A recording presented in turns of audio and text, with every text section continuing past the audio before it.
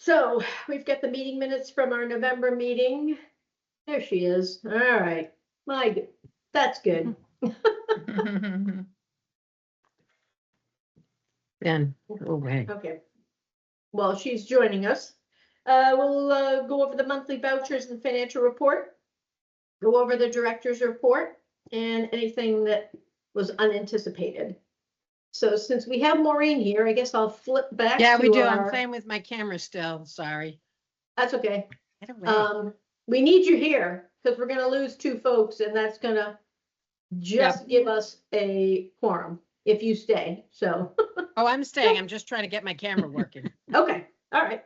My dog off my lap. So does anybody have any feedback for Charlotte on the minutes? I didn't see anything. Okay. Someone want to make a motion on the minutes? I move we accept the minutes. Is that Second. Lauren? That's Maureen. Yep. Maureen, sorry. Yes, ma'am. Okay. And do I have a second? Second, Lauren. Okay, thank you. Okay. Right. Okay, so make sure I got everybody. Okay, let's vote. Lauren, Aye. Maureen, Aye. Lori, Aye. Judith. I wasn't at the meeting, so I don't think I can vote. You can, but you don't have to. Oh. Do you then want to aye. abstain? Oh, abstain. Okay, yep. Yeah, I mean, you can abstain and you can also vote aye. Believe it or not, you don't actually have to be at the meeting in order Oh, then I'll vote. to, okay. Yes, aye. Okay. Charlotte, Aye. Joe, Aye. and I'm an aye. On to the vouchers. Anybody have any questions for Matthew about the vouchers? Matthew, do you have anything you want to highlight for us on the vouchers? Yeah, so you'll notice one has a new vendor called Ingram Library Services. That is the book company that basically was Baker and Taylor's competitor, and everyone is now using, with Baker and Taylor being going out of business. So we're still figuring out the best way to work with their shipping policies. Some of the shipping charges are quite a bit higher than we'd like. And they're also still struggling to actually get things sent out. I think I checked with Leanne and Michaela today, and we have about 300 books that we've ordered that they haven't shipped yet. And Wow. we're hearing, I mean, they're basically they're trying to double their business, right? Pick up all Baker and Taylor. So they're trying to expand their warehouses and, add Yeah. shifts and things like that. So all libraries are basically in the same position. And we'll probably be, what most libraries are doing is, because everyone's new shelves are basically have nothing on them, they're, going to Amazon, or some are even just going literally to bookstores and buying some things just to have them on the new shelf until Wow. Ingram can catch up. So Wow. we might be doing that. I checked in with Leanne and Michaela today. We're going to try to get through December, give Ingram a chance, and then some of those sort of emergency purchases in January. Okay. Okay. Do you hear anything about Ingram in terms of they're not they're not gonna self-destruct and leave libraries with nobody, are they? I mean, I'm not privy to any rumors like that. I mean, I don't know what's going on. I don't know if their finances are good or not. Mostly what I hear is directors sharing what their experiences has been, and who do you have to call in order to get shipping. Sometimes if you have the right salesperson, you can get better shipping. Or apparently the Tennessee warehouse is shipping things faster than the Virginia warehouse, so people are trying to order from that. So but as far as their financial security, I haven't heard anything. Is Follett still around? Yes, but and they actually reached out. So Follett has basically every book vendor has sent us an email saying, "Hey, if you used to use Baker and Taylor, try using us." Um, the problem Oh. with Follett is they're offering us significantly less of a discount. And they Ingram don't and do adult books as much, right? so They they've do more started kids. to. So Follett is Oh, good. trying to break into the adult market, but the discount they're offering is um, Baker and Taylor and Ingram. Usually we get about 40% off retail price, and Follett is only offering 15% off. So Leanne did order some stuff from them, but we'd rather not with that much of a cost difference. Right, right. Anything else for Matthew? Then we'll want to make a motion on the vouchers. I move we accept the vouchers as offered. Thank you. Do I have a second? Second, Judith. Thank you. Okay. Any other discussion? Okay. Joe, Aye. Charlotte, Aye. Judith, Aye. Lori, Aye. Maureen, Aye. and Lauren. Aye. And I'm an aye. Okay. On to the financial report. So we talked about most of the issues that are going on this month. Definitely lower expenses. Usually we're in the $3,000 or $4,000 range. This month only $1,600, but that's again mostly due to Baker and Taylor and really not having any other expenses. Not a lot of supplies or materials processing, anything like that. So we're a little behind on especially materials, but we're in the middle of the fiscal year, so I have plenty of time to catch up. Okay. Any questions for Matthew on the financials? Okay, could I get a motion on the financial report?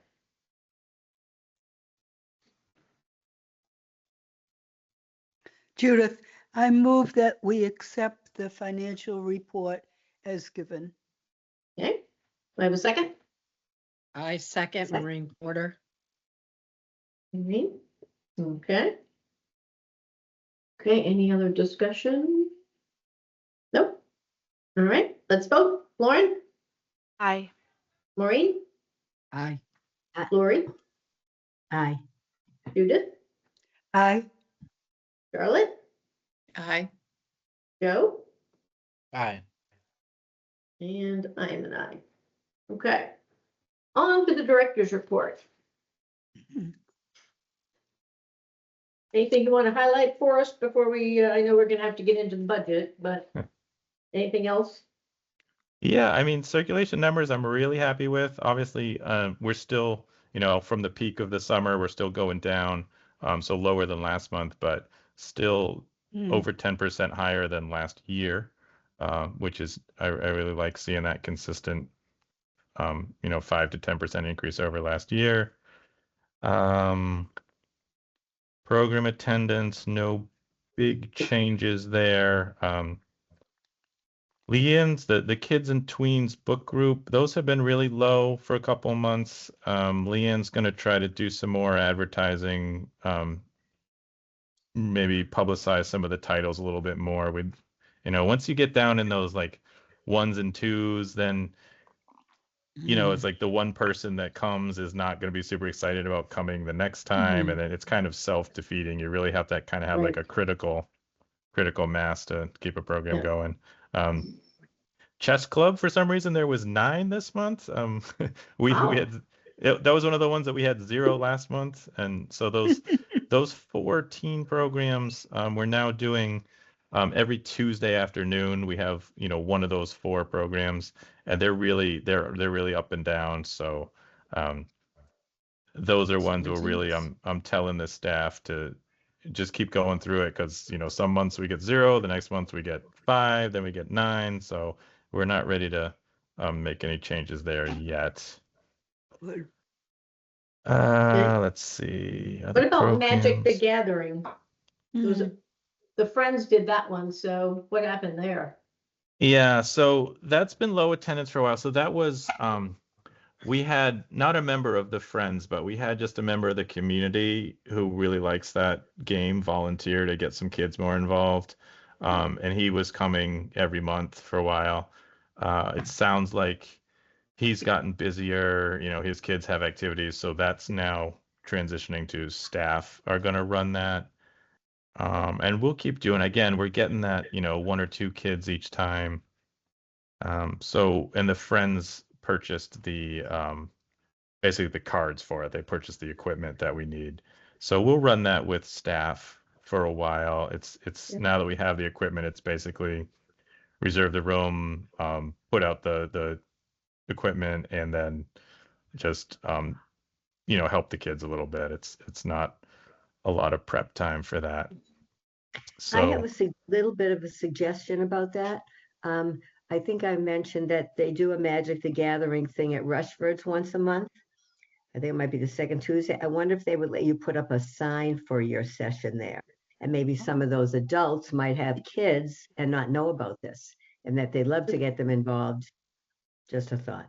they might. There's also I know this game pretty well, and I know it gets played at stores around the area. Um, Oh, Yeah. I'm a little. I don't want to sort of set up competition too much because some of these venues, like, that's how they survive, is by people coming in. So I don't really want to go to them and say, hey, you can do this for free at the library. Takes away from their Mhm. business. Uh, so, but it's also, our environment is really sort of low pressure. Sometimes you walk into a store and it's a little more competitive. So we'll keep doing it. We might focus on the learn to play aspects, so we really people that might not be ready to jump into a actual event could just come and hang out and learn how to play.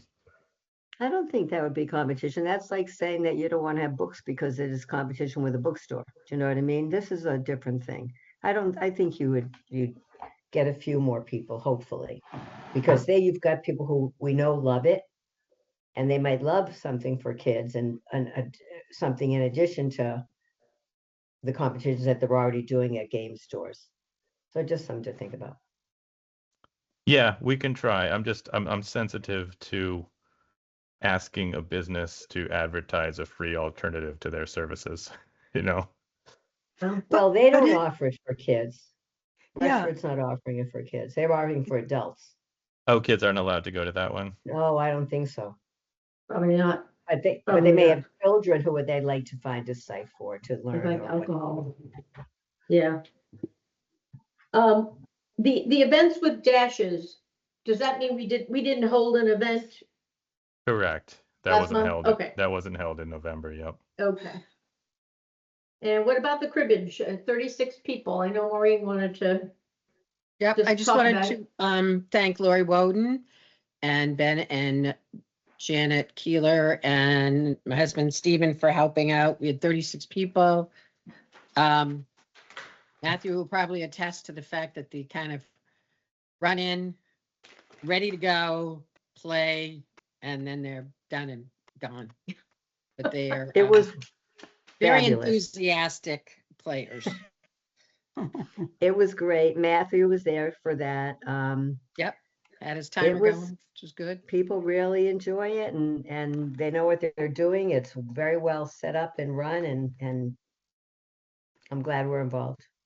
Unfortunately, this month, we already played and lost again, so we have Stinky back because it was just Stephen and I playing. Oh. So if you go to the library, you'll see him there again. And Matthew, Mary was already asking about next year and when you wanted to sign up, if you wanted to sign up. Yeah. When I saw it on the agenda, I just wanted to make sure trustees were um, happy for us to keep participating. Yeah. The first event was really good. I mean, it filled right up. We had 36, and every spot was full. I think the lessons from that were, one, that we will definitely need volunteers to help. it's not something we could do just with library staff because you really need one person has to be at the computer entering the scores the whole time. It was good to have two others to go get the score sheets and help people find the right tables. And someone really needs to know how to play the game as well. We didn't have no one actually asked any rules questions, or at least I didn't hear any. We didn't have a need to like judge any rule questions, but it definitely would need the volunteers to help. I couldn't have, 3 library staff all devoted to that program at once. So one library staff person and 2 volunteers probably would work great. Yeah. The only other thing I notice is that there's no it is not a learn to play event. It's not beginner friendly. It's for serious right. people. So that's one aspect that it's not something that, if someone dropped by the library and said, "Hey, I want to learn how to play cribbage," this is not the event we could invite No. them Mhm. to. So No. that's No, something the- we might want to add is something for someone who doesn't know how to play Mhm. or has just started playing. A lot of those people play in Hopedale and Millbury and Grafton two and more times a week. So they have really set groups Wow. in their own town and they all know each other well. So yeah, Nice. surprising to me. But Yeah, so if Maureen, if you think not necessarily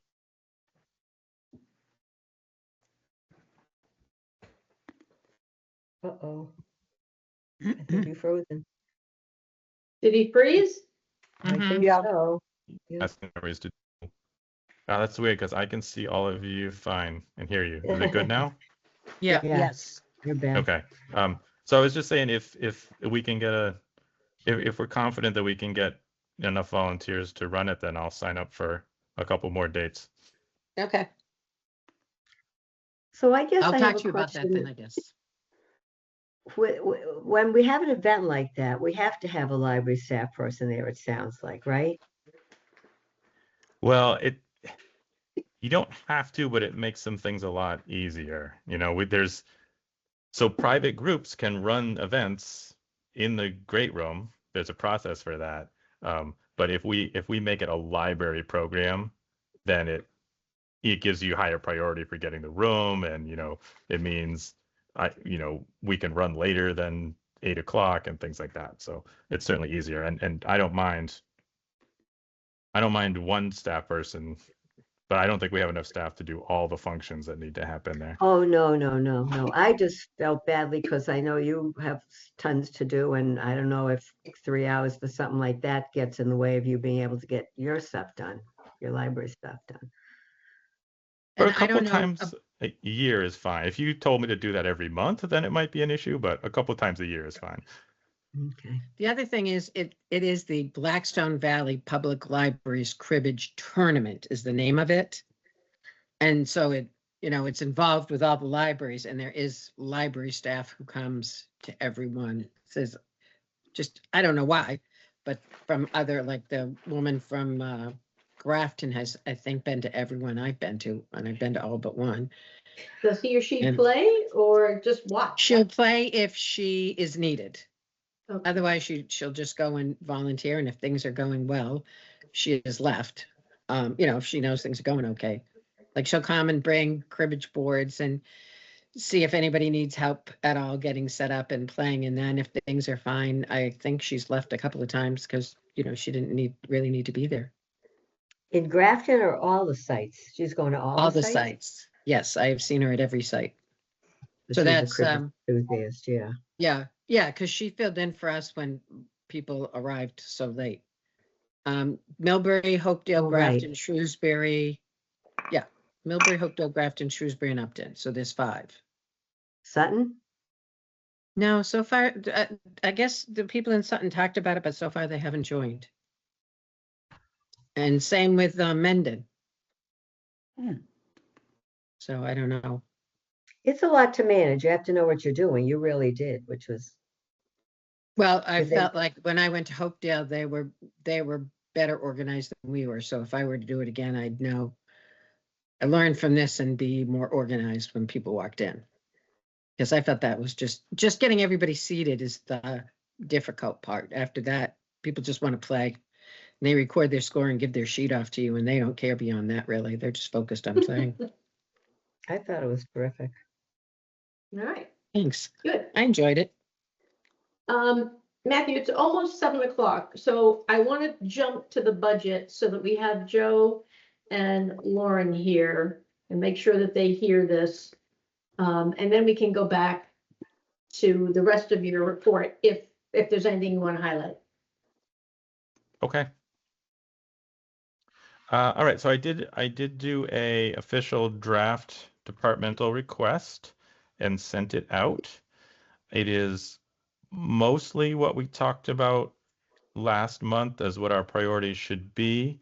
I think the only thing I added is I looked at our library support software. I actually did a little separate worksheet to take a look at that. And what I'm going to recommend is we add a small amount in fiscal 27 and then a small amount in fiscal 28. We are going to need an increase in fiscal 28 because a number of our things are on 3-year. We paid for them for 3 years, so they're going to come due. And I think we'd have more flexibility if we do a small increase both years than wait and do a big increase in 2 years. Other than that, the total increase, if you look at the very top budget line, it's a 4.32% increase, and that's basically all from wages. The non-wage line items actually went down in total, and the reason for that is a large increase in our state aid funds. And I expect we've been seeing pretty large increases in that. It's actually almost doubled over the last 4 years. I have a feeling this is the last fiscal year we're going to see those big increases, but it was a nice surprise and really helps our budget quite a lot. The wages, again, I haven't gotten any guidance from HR or the personnel committee or anyone, so I just went with the assumption that it would be a 2% cost of living, and I put enough of an increase to give every employee a merit step increase. We don't have to do that. Certainly, if we said, oh, we're not going to give every employee a merit step increase, we're going to limit it somehow, that would reduce our budget request. But since we haven't heard anything, I kind of feel like let's go ahead and put the request in, and then if they turn around and say, okay, COLA is only going to be 1% this year, or town-wide no merit increases, then we can discuss that. But let's not cut ourselves short at the start of the process. And then a couple positions we talked about, just add a few hours, add 2 more hours to the graphic design position and the children's specialist position. Other than that, I'm happy to bring it up if we want to discuss any particular line items. I can share my screen, but it's really the same as we talked about last month. So what do you need from us this evening? If everyone is happy, I would say we could vote to, do we want to delay it? Well, I mean, if there's no comments, there's no questions, we could vote tonight to adopt this as our FY27 departmental budget request. I think the original timeline was discussed tonight and vote in January. So we certainly could still do that. I haven't gotten usually the FinCom sends out a deadline where they say every department send their stuff in by this date, and usually that is mid-January. So we have time to discuss, edit, and then vote again in January. Let me say this. The one advantage in waiting might be if I do get any recommendations, if the FinCom sends out their letter that says, all right, everybody level fund, or the personnel board says COLA is going to be, 1% instead of 2%. So yeah, let's actually wait. That makes more sense, because then we don't have to do like an amended request or anything. So is a step increase going to be challenged, do you think? So it feels like the last couple years, the assumption has been every employee that's doing well gets a step increase. Our big issue last year is we asked for some two-step increases, which that was an issue. Okay. So it seems to be sort of the assumption that every employee you're happy with gets recommended for a step increase. Okay.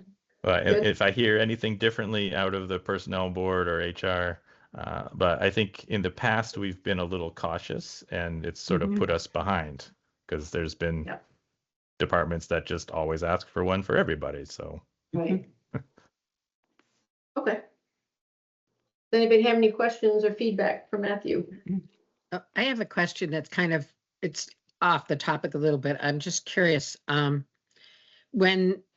just don't remember when the book is published for town meeting. Do you list each person, each employee in that and their salary? not lately. So that the last couple years they've instead just opted for listing Title? no, just the departmental wage amount, and they don't Oh. break it down by position. Mhm. Now, Good. past years, 4 or 5 years ago, they always did. It would be you'd like be able to look up someone's name and see what their salary Yeah. was. Mhm. My feeling, what I've heard over the last couple of years is the FinCom kind of wanted to keep doing the by position breakdown, and it was the town manager and board of selectmen that liked the sort of just the departmental total. So what will happen this year?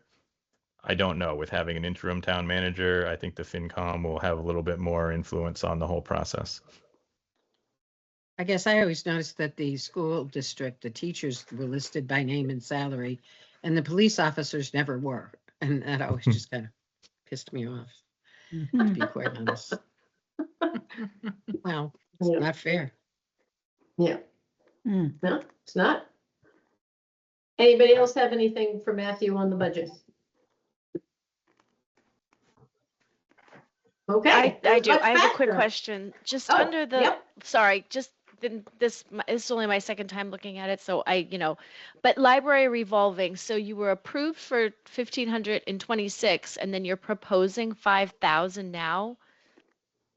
Yeah, so let's talk about because that will come up this year, the library evolving. Typically, we never make any changes to that, but if you remember last month, I mentioned we're probably going to hit our cap on that. So the library evolving fund gets a maximum amount authorized by town meeting, and for us, that's been $6,000 for a long time, and that is a hard limit on. You can never have more than that amount in the account at any one time, and you can't take in more than that amount during any particular fiscal year. What I list here in the budget, that is a revenue estimate. So that's not the authorization for the account is one thing. What I put here is in order to balance the budget, the town manager and the FinCom like us to estimate what our revenue is going to be. So we always estimated revenue is always considerably lower than the authorized cap. And we've always been pretty low. The reason I'm increasing it is because we're now putting the passport photo revenue in there. So, typically we've been in that, $1,000, $2,000 range. Now it's going to jump up. And the town manager has always wanted to be very cautious about raising the estimated revenue because if they set their balanced budget based on an estimated revenue and then you don't hit those revenue production numbers, then you have a real shortfall. So they'd always rather you estimate low. That's why if you look at the passport fees, that's the same way. That's a revenue estimate, and we've been estimating it at $1,500, which is, I mean, we've been taking in 12, 13, 14,000 each year. So I asked Joe last year, I said, hey, I know we're going to get more than 10,000. You know, do you want me to increase the revenue estimate? And he said, no, he didn't want to change it until we had like 4 or 5 years of always being over. He wanted more history just in case it Mhm. was low. So those two numbers, the revolving fund and the passport fees, those are revenue estimates that don't actually, they're not actually in our budget. They're a revenue estimate. Okay. Okay. Thanks.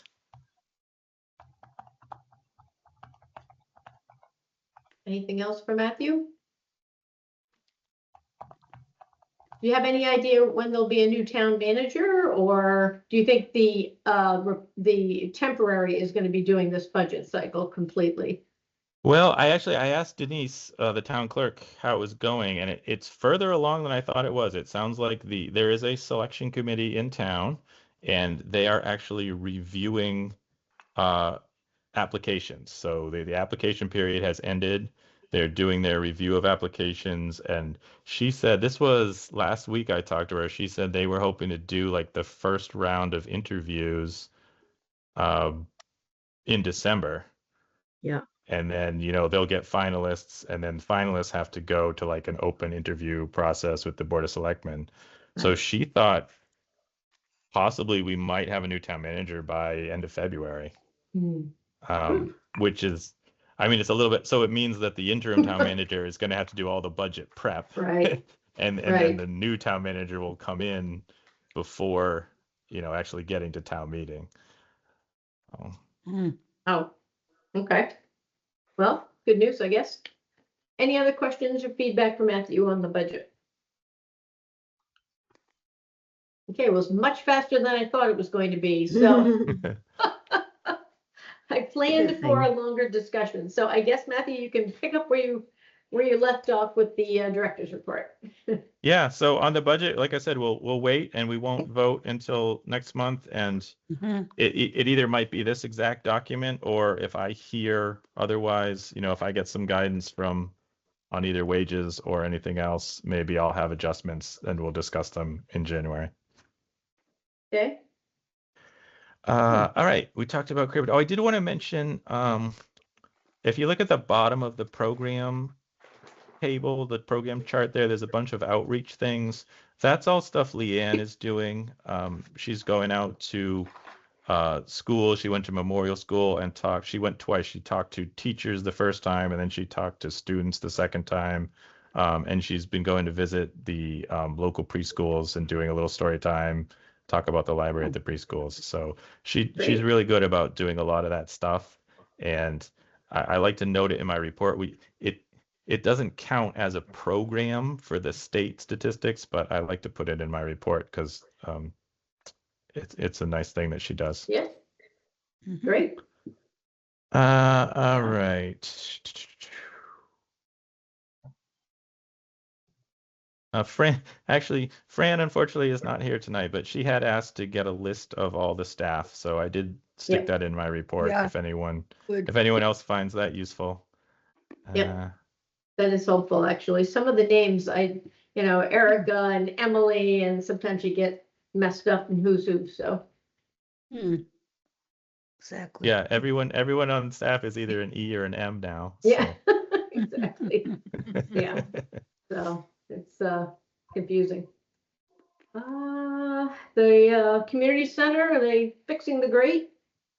So last I heard, they're still waiting for a part. So unfortunately, we're Okay. still putting it up and down manually, but it's Right. tolerable at this point. The final version of the questionnaire got submitted, so that's going to come out with the census form. It's going to be printed on. So we went with black text on a colored piece of paper, so it'll be a yellowish piece of insert with the census. I don't have a final cost yet, but it'll be around $500, which is, I mean, we couldn't even get postage for that, much less. So that's printing and postage. Great. And Denise has agreed that they can be returned with the census as well. So Wow. she'll separate them at her office and give us the completed forms. So I think that's actually going to get us some really useful information. Good. Policy manual. I haven't actually done anything for you to look at. I just Debbie and I are going to kind of work on coming up with a first draft, and then when we think it's ready, we'll present that to the full board. How about Wildberry? Have we increased any, I mean, can you tell if there's more people signing up for it or talking about it or? Yeah, actually, so the number of subscribers I put in my report, and we only went Oh. up by 3. I was actually expecting this month to see, we went up 6 Oh, last sorry. month. I was Okay. expecting a bigger increase, so we'll just have to keep working on that. I don't know if anyone has seen, Amelia's done a couple things on Facebook, like sign up for Wildberry, and the other big way we're pushing it is we can put a little text message at the top of our receipts, so when you check out a book, so we'll be putting sign up for Wildberry on those. We rotate those messages every once in a while. Okay. And we may have to, sometimes the most effective way is just to literally tell people, like, hey, did you like seeing this thing about programs? Sign up for Wildberry. We talked about the budget and Library software? Anything Yeah, else on so- that? not really. I did that little exercise of, because it's been a while since I actually sat down and listed out every, that's kind of a vague term, but I listed out exactly what we spend that on to get a better budget estimate. There is one thing I'm going back and forth on adding it. So it's a company called Asana, and they make essentially project management software. So Amelia showed it to me, and she used it. It's like a task list and a calendar and a checklist that you can keep. If you have a complicated project, you can keep track of each step. And I keep looking at it for Great Room, private groups using the Great Room, because the process for that is, it's long and there's a lot of steps, and I have to get input from, the town manager has to sign off on this, and the police chief has to sign off on this, and the board of health has to sign off. And so every time I get a little flurry of those, I think I had to deal with 3 or 4 of them last month. I think, I really need to have a more organized way, because right now it's basically just all in my email. And if I want to see what the town manager said, I have to go search in my email and look at it, and it's not all in one place.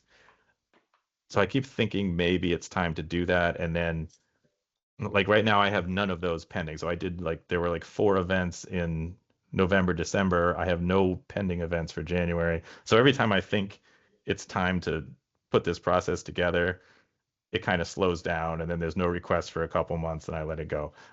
But anyway, this software, it has a free version and a paid version. And right now I use the free version, and Amelia does too, and it's working pretty well. But there are a few functions, if I totally put all the Great Room application tracking on there, I'd probably want the paid version. So that's what I sort of put that down there as just I think it's like $24 a month for the plan that we'd need. So I was actually thinking of in late November, when I was dealing with all these things, I was like, I'm going to have to put this on the agenda. We're going to have to talk about how much time I'm spending on this, and do we want to buy this software? And then it all slowed down, and now I have no pending ones. So I didn't put that on the agenda, but that's what that line item was, that I was thinking about one more subscription, one more piece of software we might need. But and that's another reason why I put the $250 increase in, so that if we decide we want to do that as for the paid version, we'd have enough funds to do it. Can 2 people use it? Yes. So actually, that was one of the frustrating things, is the minimum number of user licenses they will sell you is 2. You cannot buy it for just one person. Oh. And I talked Okay. to Amelia, has no need. She is very happy with the free version and doesn't need any of the paid features. But if we did buy it, I said, we have to buy 2 licenses. You might as well take one. Okay. But so far I'm good with the free version, and um, at some point, right now everything is very chaotic with anything that involves the town manager's office. Right. But everyone knows that at some point we're going to have to revise the room use policy because it's got some pieces that don't work well. And maybe during that process, if we clarify who's responsible for what. Right now, I'm kind of doing a lot of things that I don't really feel like are my responsibility, but I have to do them because I'm the only one there right now. So at some point, the new town manager will come in and we'll clarify what does the town manager's office want to do and what does the library want to do. And if I officially take any more of that, then I'll probably want this subscription to track everything. So you're doing town manager tasks right now as it relates to these events?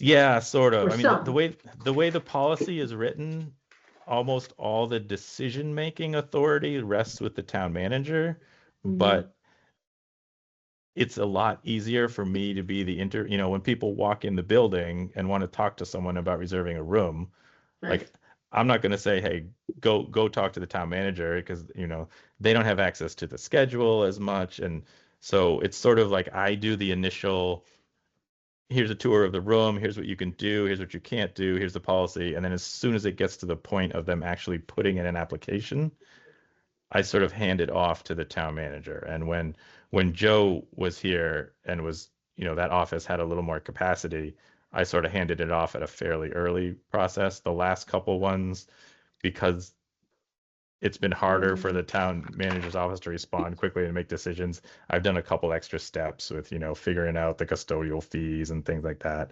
So Oh, once the town manager's office is fully staffed again, then we'll have to have a discussion of what point in the process does it become a town manager issue and what point is it a, facilities issue. What kind of time is that costing you, Matthew? Well, so if you had asked me in the second week of November when I was buried and, like I said, Yeah, Barry's. we had 4 applications going on at the same time. I mean, it's not hugely burdensome, but it's, you've got to email the person back and forth, you got to get information from them, it has to go, the police chief has to sign off on it. If there's a board of health thing, they have to, if there's any food involved, then I have to coordinate with the board of health. So it takes a good, I would say, at least a couple hours per, not all at once. Like I'm not sitting down working on this for 2 hours straight. It's, Right. send an email for 5 minutes. Then a week later, someone asks a question. You send an email for, call someone up, do the tour. But it can be a couple hours per Yeah. application. And then, sometimes people get pretty far through the process and then you withdraw the application. And I kind of feel like, well, we just wasted a lot of people's time. Can I ask, why does the police chief need to be involved? So the policy was written in a very protective way to kind of shield the town from any sort of liability. Right. So the public safety department is supposed to sign off on every application, and kind of the threshold is if one of the questions is what's your expected attendance, and if the attendance is more than 50, it's supposed to be reviewed by the police department, kind of for like traffic, can the parking lot handle it? Oh, Will it be wow. safe pulling out? Do they want to require them to have a police detail there? Wow. Isn't that 'cause- easy? Yeah, this policy was not written by me. It was written by other groups in town. So it's very cautious and very protective and has a lot of requirements that a lot of times they end up getting waived. So, every little requirement in the policy, it says at the discretion of the town manager, this can be waived. So, because they didn't really know what sort of groups were going to be in there. There was a lot of discussion about, well, what about groups that have no presence in the town, right? Everyone's happy that the Girl Scouts use it and, the Quilt Guild uses it. But then, we've had a couple applications from like nationwide organizations that don't really have a, they might be based in Worcester and they just saw that we have a good meeting spot and they want to use it. Uh, so they can get a little complicated. And then the food serving as a whole, once you start serving food to members of the public, there's a lot of Board of Health regulations that come in. Right. Okay, thank you. I Wow. was involved all that. Yeah. Yeah, we definitely need to, the policy needs to be revised. And Yeah. Joe was just starting that process. And then, obviously he's not here. So now we've got to wait for a new town manager, them to learn the current process and then make changes. But Mm. there was one, if I had to make a recommendation right now, I would lean towards not allowing the private events. When people come in and do like a birthday party or a wedding or something, those have really been pushing the limits of what the space, because we're not equipped to be a banquet hall or a function rental. There's not the support staff Right. there to do that. So when it comes time to review that policy, that's going to be my recommendation, is that we make it easier for the local nonprofits and possibly even say no at all to private events. That makes sense to me. But I know sometimes on the Board of Selectmen, that was something they really envisioned this as a private, they wanted to see wedding receptions and baby showers and, birthday parties. So that's why the policy allowed for it. But now that we've done a couple, maybe Right. that doesn't make sense. Yeah, What Matthew, we if I have could a- just kind of add to Yeah. that too. Like I heard about a couple of your bigger events, and a few townspeople were kind of concerned about that, like how big the event was, and like you said, kind of outside the spectrum of the Girl Scouts type of thing. And just had one other quick question to ask you. I mean, would you have a recommendation like who should be running that? I mean, it seems like the town manager maybe not the right person, like more somebody closer to there, but like would there be any answer? Like I don't probably nobody's the right person.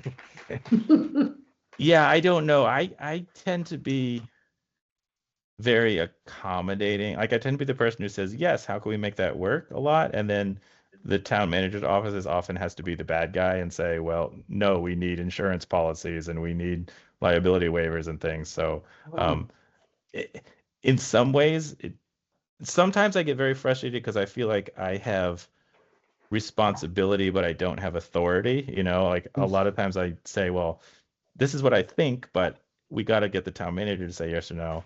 On the other hand, sometimes it's really nice to let them be the bad guy, like I think there's only been one or two applications that were rejected. And it was nice that I wasn't the one who had to call the person up and say, no, you're not allowed to use it. So that balance, it's hard because I am the one that's there all the time, right? Like it doesn't make sense for me to say to say everything should go to the town manager, because I'm the one who's going to lead the tour and I'm the one who knows what equipment is there and what works and doesn't work.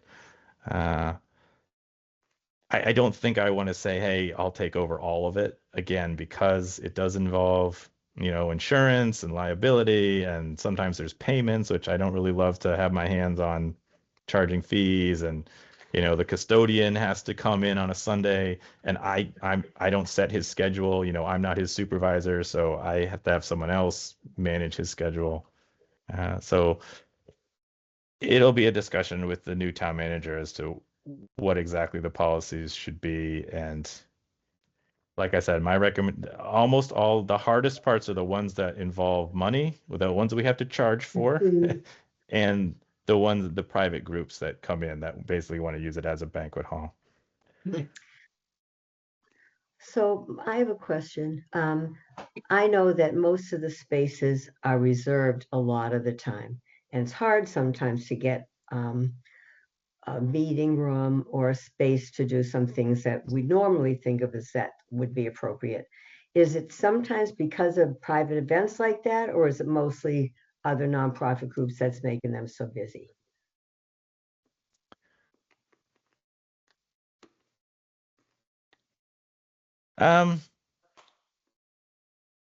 I would say it's mostly so we have a number of groups that kind of do sort of standing reservations, right? There's some groups that say, well, I want to, like, we have this the quilting guild, which we love to have them come, but they want the great room for one Saturday every month. So in isolation, that's not a lot, but once you have 3 or 4 groups that want a standing monthly reservation, then it limits how much the availability is. I don't think the private parties tend to not conflict too much because we don't do a lot of them. Like, it's probably only, I don't know, it's less than one a month. We don't do 12 a year. But each individual one takes a lot of effort. So it seems, and I feel like, is that the purpose of the building? You know, there's other Right. places and you could Right. do that kind of stuff. So that's why we're gonna have to. This policy is a select board policy. It's not a library. We're helping out by, just chipping in and making the process work. But it's not in any way a library policy. It's a board of selectmen policy for the building. So they'll have to discuss it and decide what they want to do. Like I said, my recommendation would be, I always feel better about, the nonprofit, and then it takes some of the money out of it because the nonprofits don't pay a rental fee; they only have to pay the custodial fee. And yeah, most of the when people are doing a private event and they're paying for it, they rightfully expect more services, right? Sure. They sort of Yeah. say, well, if I'm paying you, I'm not going to set up the furniture myself, and I'm not going to, clean up myself. The nonprofit groups that are using the space for free tend to be a little more understanding when you say, hey, nobody's going to be there to, you're going to have to take the chairs out of the closet yourself, and they tend to expect less. Once someone pays for a service, Yeah. they then Mm-hmm. expect they're going to get something for what they're paying for. Sure. I also thought we had a long discussion and decided that we weren't going to be able to give people spaces like for 6 months a year unless they were maybe like a library support group or something like. But that seems to have kind of gone by the wayside, and people now can sign up for long periods of time for a steady gig every week or every month or something. Yeah, so so the policy says you can only reserve it, I think it's like 90 days in advance. So theoretically, I could be asking these groups, hey, every 3 months, you got to send me a new application with new dates.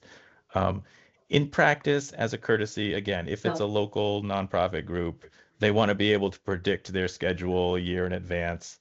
I let them do that. I do always tell those groups, though, that a municipal use can preempt you. And I actually, just last week, I had 2 emails because Leanne scheduled some children's programs in the summer, and we're going to have to reschedule some of these Saturday events. And again, if they're not paying for it, everyone has always been very accommodating, and they understand, yeah, oh yeah, we got to move to a different time. And the other advantage for me is if people give me their dates further in advance, then I can manage to not have things conflict as much. I can say, okay, every second Saturday there's something in there. How about the third Saturday? Or instead of, if I made everyone wait it would be like I think it'd be a lot more competition if I said, hey, wait 90 days and then you can snipe the second Saturday. It doesn't.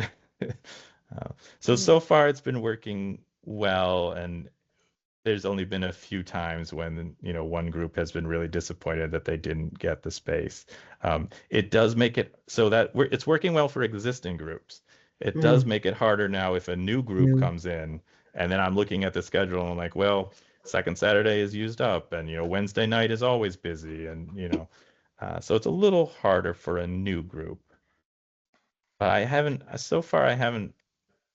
there's been a few times when I haven't been able to find a date that works at all, but usually if the group is flexible, and it can either adjust their time or their day, they can make something work.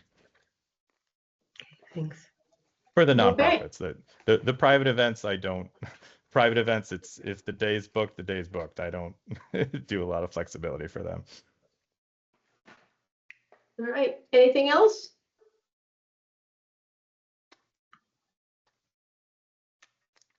We might beat the time from Lauren and Joe.